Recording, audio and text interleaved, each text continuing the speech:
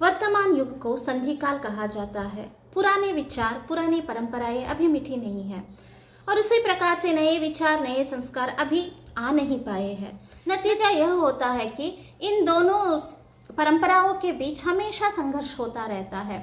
यहाँ पर पुराने जो व्यक्तित्व के यानी कि जो बूढ़े लोग होते हैं वो हमेशा पुराने ख्यालात के होते हैं और पुराने परंपराओं को ज़्यादा महत्व देते हैं।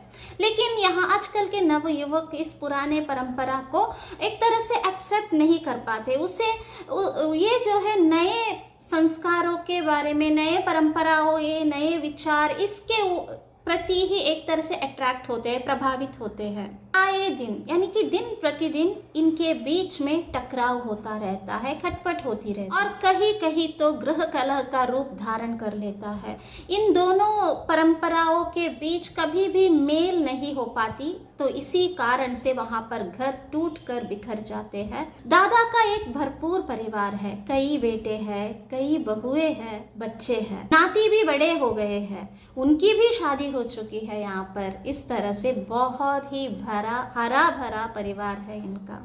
दादा का यह सम्मिलित कुटुंब पुराने आदर्शों की रक्षा करता हुआ आनंद के साथ यहाँ पर दिन व्यतीत करता रहता है। घर की औरतें, लड़कियां ज्यादा पढ़ी लिखी तो नहीं थे, लेकिन फिर भी घर को किस तरह से चलाया जाता है, प्यार और इज्जत से गृहस्थी को कैसे चलाया जाता है, वे भली भांति जानती थी। पूरे परिवार में सभी बड़े और बच्चों का बहुत आदर सम्मान करते थे। सब एक दूसरे की सहायता करते, एक दूसरे से प्यार करते। घर में सबसे बड़े दादाजी विशाल वट वृक्ष की तरह यहाँ पर खड़े थे।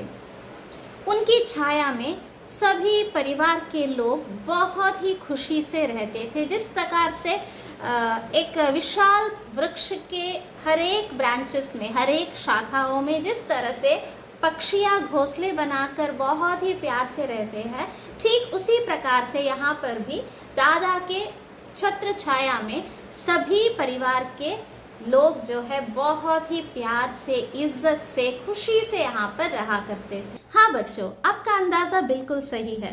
मैं यहाँ पर फिर से एक बार सूखी डाली को लेकर आई हूँ। इससे पहले के जो क्लास में मैंने आपको सूखी डाली के कुछ व्याख्या थोड़ा बहुत समरी की तरह छोटा कर यहाँ पर बताया था, लेकिन ये जो है थोड़ा बहुत उसमें जो कमियां हैं उसे मैंने यहाँ पर पूरा करने के बारे में सोचकर यहाँ पर एक और पार्ट आपके लिए लेकर आई हूँ। दोनों को मिलाकर आप अपने एग्जाम के दृष्टि से आप पढ़ोगे तो आपको और भी अच्छे से समझ में आएगा। ऐसा आगे बढ़ते हुए दादाजी का आशीर्वाद सबके ऊपर था, सभी को बहुत प्यार करते थे, सभी की खोज खबर लेते थे।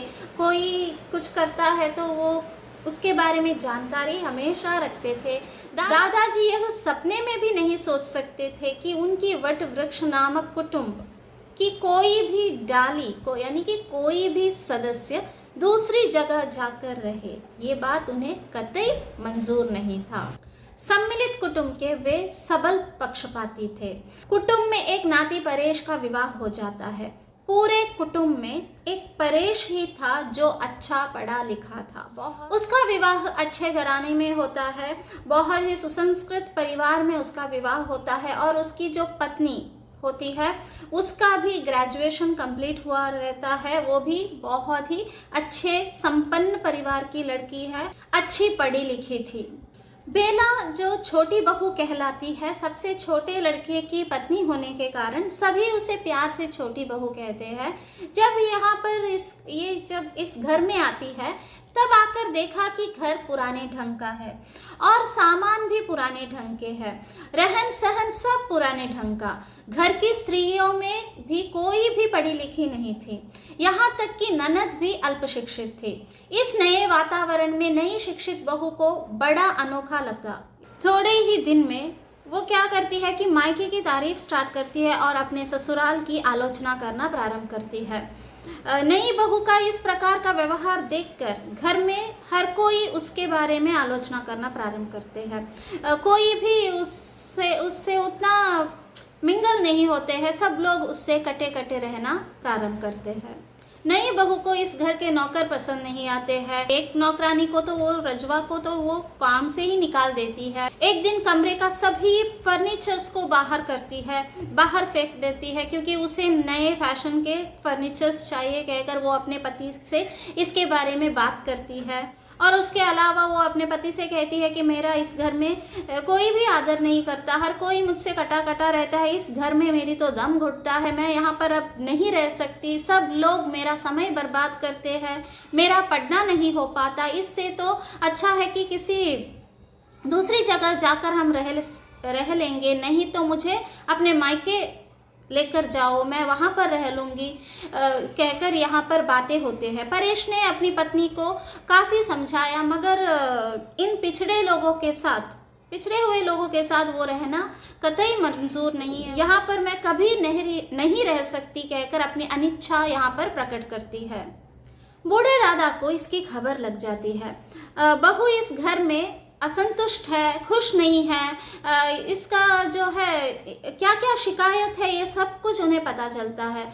एक दिन दादा ने घर के सब लोगों को इकट्ठा किया और सभी को अच्छे से समझाया कि नई बहू पढ़ी लिखी है, वह संपन्न घर से आई है, उसका घर में सम्मान होना चाहिए, उसका समय नष्ट नहीं करना चाहिए, जिस तरह की चीज़ों से वो अपना कमरा सजाना चाहती है उसे सजाने दो, उसको सम्मान देकर उसके ज्ञान का लाभ सबको उठाना चाहिए।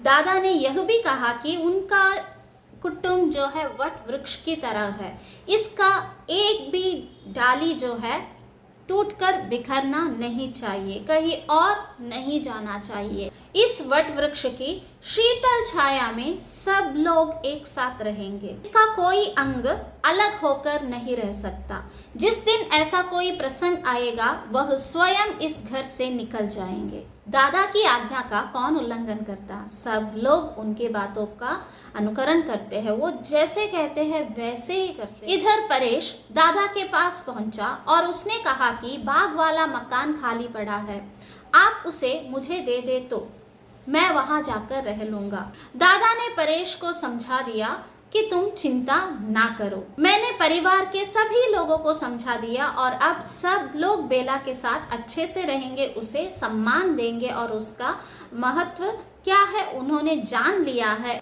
उसे अपने काम करने की छूट रहेगी, उसका समय कोई नष्ट नहीं करेगा। अब घर का नक्शा ही बदल गया।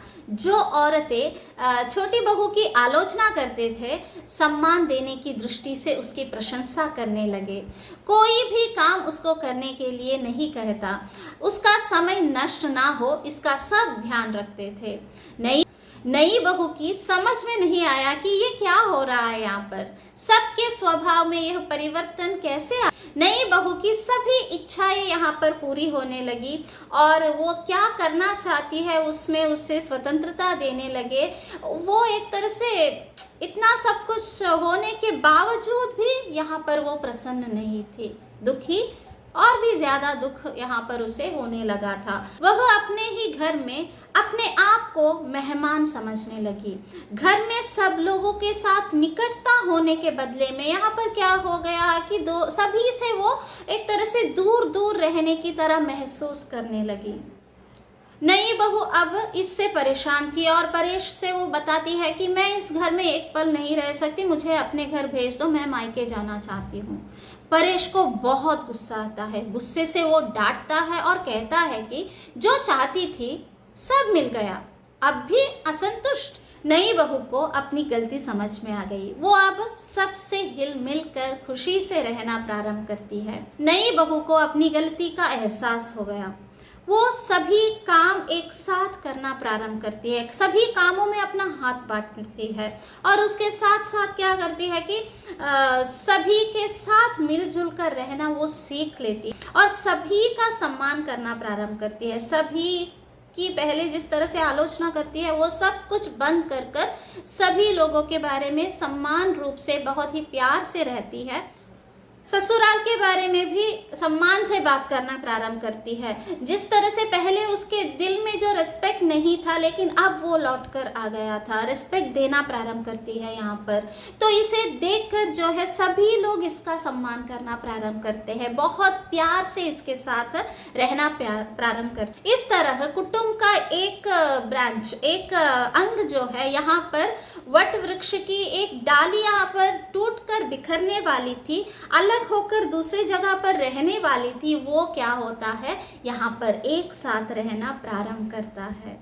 नई बहू को अपनी गलती का एहसास होता है और वो अपने गलती को मानकर दादाजी से भी माफ़ी मांगती है और अपने हर एक सदस्य के साथ, परिवार के हर एक सदस्य के साथ हिल मिल कर रहना प्रारंभ करती है और उसके अलावा हर एक काम में अपना हाथ बटाती है और सबका सम्मान करती है। जो लड़की, जो बहू जो है अपने ससुराल के बारे में आलोचना करती थी, ऐसी बहू जो है अपने ससुराल को सम्मान देना प्रारंभ करती है, ससुराल के हर एक व्यक्ति को सम्मान देना प्रारंभ करती है और इसे देखकर सभी लोग इसे और ज़्यादा प्यार करते हैं और ज़्यादा इसे रिस्पेक्ट देते हैं। इन सभी को देखते हुए दादाजी बहुत प्रसन्न होते हैं और जो डाली सेपरेट होने वाली थी, टूटकर बिखरने वाली थी, दूसरी जगह जाकर घर बसाने वाली एक परिवार का एक अंग जो है, उसी परिवार में खुशी से रह रही है, ये देखकर दादाजी बहुत प्रसन्न होते हैं। यहाँ पर मैंने हिंदी एकांकी सूखी डाली का बहुत ही सुंदर तरीके से एक्सप्लेन किया है। सारांश को मैंने यहाँ पर बताया है। मैं इस सारांश को यहाँ पर ख़त्म करती हूँ। धन्यवाद।